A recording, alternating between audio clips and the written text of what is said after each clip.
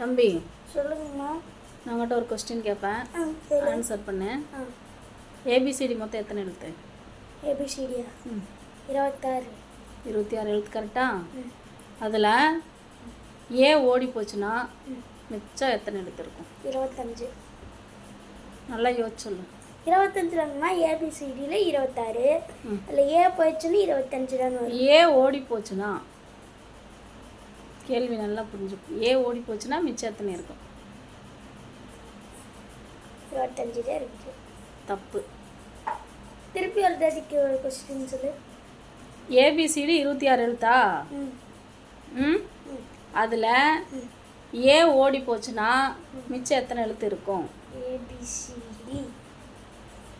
ஏபிசிடியில் 4 வருஷம். 26 எழுத்துன்னு சொல்லிட்டேன். நான் தெளிவாக தானே சொல்கிறேன். தெரியல, 25 தான். தப்பு. ஏ ஓ டி 3 எழுத்து போயிடுச்சுன்னா மிச்சம் 23 எழுத்து இருக்கும். எப்படி? 22 தானே இருக்கும்.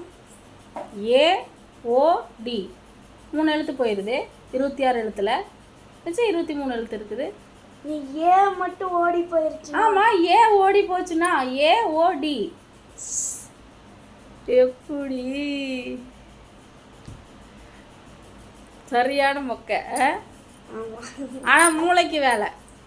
ஓடி ஏ ஓ டி 3 எழுத்து போயிடுச்சுன்னா 23.